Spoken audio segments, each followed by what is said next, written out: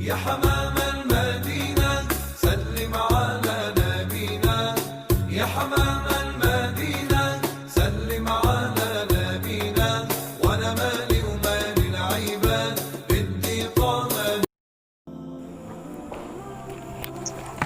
Kebudayaan Barat itu kita harus kenal sifat-sifatnya, asasinya, bentuknya apa.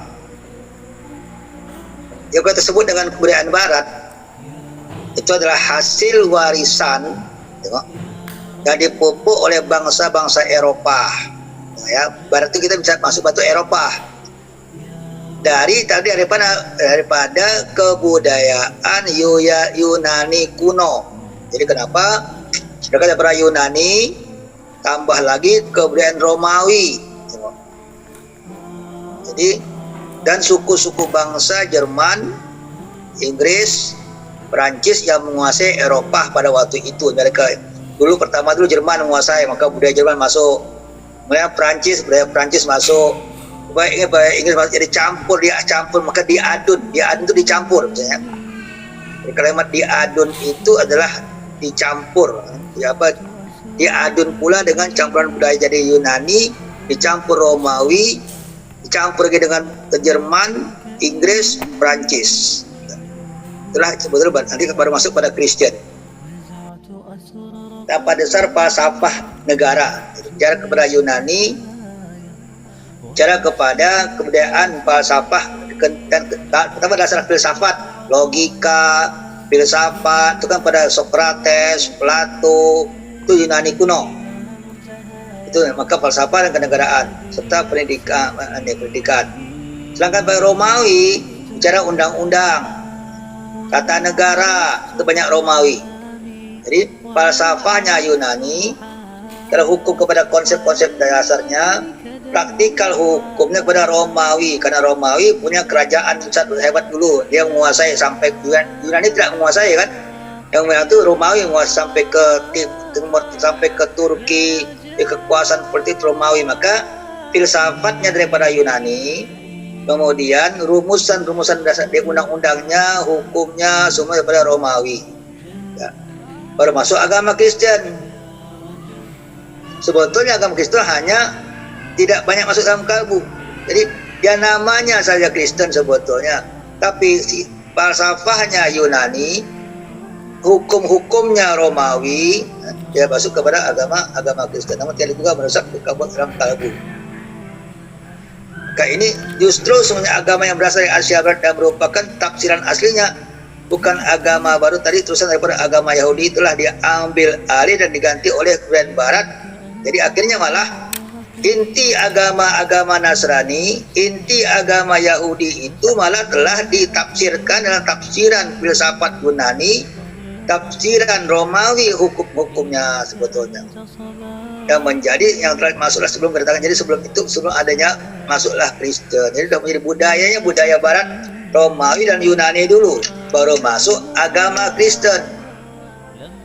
Jadi bukan Kristen dulu agama. Jadi agama tuh Kristen itu hanya menopang kepada filsafat Yunani dan peradaban Romawi. Itu maksudnya. Maka kita nampak Kristen betul hanya agama saja, tidak menjadi suatu budaya. Budaya tetap budaya Yunani, tetap budaya Romawi sebetulnya. Semua dari Yunani, dari Romawi, budaya Eropa yang dinampakkan dalam agama Kristen. Agama Kristen dengan yang ada sekarang itu adalah kita anggap agama Kristen, tapi sebetulnya itu adalah falsafah Yunani, hukum-hukum Romawi atau budaya Mesir, Parsi, pas itu Iran, zaman dulu, zaman penyembah api, Zoroaster, Parsi, Zoroaster, dan juga punya aturan kaum biadab, banyak kaum yang kita tahu bahwa Eropa itu banyak kaum yang istilahnya yang bangsa Viking, yang serang sana, serang sini, bangsa-bangsa Eropa zaman dulu, itu saling berperang, itu kaum biadab sebetulnya. Itu jadi, maka akhirnya itu yang menjadi ajaran Kristen waktu di Eropa. Sehingga agama Kristen yang asalnya dari Yerusalem itu berangkat jadi berubah ke Rom. Karena Vatikan kan di Rom, bukan di Yerusalem lagi. Harusnya kan di pusat di Yerusalem, tapi kan jadi ke Rom. Jadi pusat agama besar ini di Rom. Nah, Romawi itu ada budaya Romawi, jadi udah bercampur antara Romawi dan Kristen. Maka kenapa dia pindah ke Rom, pindah ke Rom, ke Italia, sehingga inilah pengambil alih. Maka nasib agama itu menjadi falsafah bangsa Eropa. Itulah konsep Kristen di Eropa pada waktu itu. Kalau kita nampak bagaimana Islam menyumbangkan pengaruhnya kepada abad pertengahan Eropa. Karena Eropa itu adalah, kita bicara Eropa itu bicara adalah filsafat Yunani. Cara Eropa adalah budaya Romawi. Di Eropa kelompok pagan, penyembah berhala. Eropa budaya-budaya bangsa yang barbar, bangsa yang biadab. Tidak ada keilmuan, tidak ada intelektual, tidak ada kebersihan, tidak ada manajemen, tidak ada semuanya. Ya. Pada waktu Islam sampai ke Eropa, itu banyak Andalusia, jadi pada abad habis mulai muncul di Andalusia, dan Islam berkembang di Andalusia dengan keilmuan yang begitu hebat, dan budaya peradaban Islam dengan kebersihan, manajemen, disiplin. Dan waktu itu orang-orang Islam, orang-orang Eropa tadi belajar ke Universitas Islam yang ada di Cordova. Jadi tahu bahwasanya Eropa, karena dia Islam itu tinggal ke Eropa, karena Andalusia itu masuk Eropa. Islam di Eropa itu di Spanyol. Maka akhirnya orang-orang kawasan Spanyol itu belajar semua ke negara Islam Spanyol, karena waktu itu tidak ada satupun perguruan tinggi di Eropa. Yang ada hanya Andalusia, Granada, Universitas Granada, Cordova, semua sekolah madrasah pemikiran itu ada di Eropa. Jadi pada waktu itu semua di Eropa yang lain itu dalam kegelapan. Sampai mereka tidak punya abad ke-10 itu waktu di Eropa punya WC tandas, WC awam, WC publik yang bersifat berzakat, wakaf.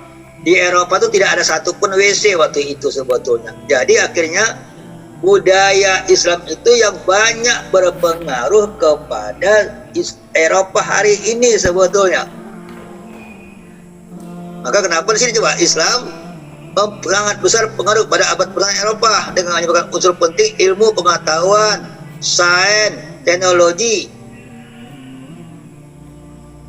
Kemudian ini dibawa bawaan, tapi hari ini dari jiwa Eropa tetap isinya masih isi falsafah Yunani, tapi sudah bicara kepada sains teknologi. Mereka mengambil sains teknologi Islam, mereka isi dengan falsafah Yunani mereka. Kalau tanpa ada Islam, mereka tidak punya sains dan teknologi. Ada hanya falsafah saja. Bedanya, kita masukkan teknologi dengan budaya Islam. Maka kenapa? Bagaimana hebatnya pengaruh Eropa, pengaruh Islam terhadap jiwa Eropa sebetulnya. Dan Barat itu berteraskan falsafah, bukan agama. Kalau kita, sains kita, teknologi kita, itu terasnya adalah agama. Kalau Barat itu, kajiannya itu semua tentang sains, teknologi, falsafahnya, landasannya adalah pemikiran filsafat semata-mata. Tidak ada agama sama sekali. Karena mereka sejak awal tidak kenal agama. Filsafah Yunani tidak ada agama sama sekali, karena Yunani itu masih budaya pagan, budaya penyembah berhala. Agamanya penyembah berhala, musyrik.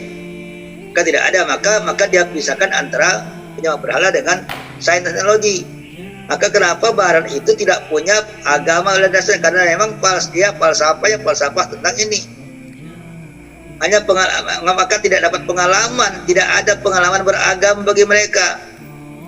Yang dapat menjadi sebuah keyakinan. Kita maka karena dia falsafah, dia tidak ada keyakinan, dia hanya keraguan. Karena falsafah adalah berangkat berkeraguan, agama berangkat berkeyakinan. Itu bedanya. Jadi kenapa mereka tidak pernah yakin dengan apa yang mereka ada? Mereka hanya terus mencari, maka muncullah keraguan-keraguan. Kita, landasan sains kita, teknologi bersabar kepada agama. Itu bedanya sebetulnya. Maka tiada pengalaman, mereka nggak punya pengalaman beragama. Itu hanya karena dia filsafat, hanya hasil akal nazari. Nazar itu nazar, pengamatan, ya, observasi, itu nazari namanya. Jadi mereka hanya apa yang mereka nampak, sedangkan yang mereka tidak nampak tidak ada sama sekali. Sehingga dalam mereka apa dasarnya hanya kemungkinan zon, atau hanya berpikir jasmani, berpikir akal, yang boleh mungkin salah atau benar. Kenapa? Karena mereka tidak punya landasan berpikir. Kita berpikir tapi ada landasan iman. Kita melihat ilmu itu ada ilmu akal nazari, ada juga akal dengan keimanan. Masalah gaib kita pakai keimanan, masalah yang nampak kita pakai nazar, observasi. Barat tidak mengenal keimanan sama sekali. Jadi maka kenapa semua hasil-hasil observasi dia tidak ada hubungan dengan agama. Beda dengan kita sebetulnya. Itu dasar ilmu mereka sebetulnya. Bukan lagi keyakinan, dasar falsafahnya bukan keyakinan, hanya keraguan-keraguan, zon dengan zon, sangkaan-sangkaan, maka itu tidak bisa sampai kepada keyakinan. Jadi landasan mereka sudah salah. Kita orang dulu itu waktu dia berpikir, dia sudah yakin ada Tuhan dulu, orang beragama.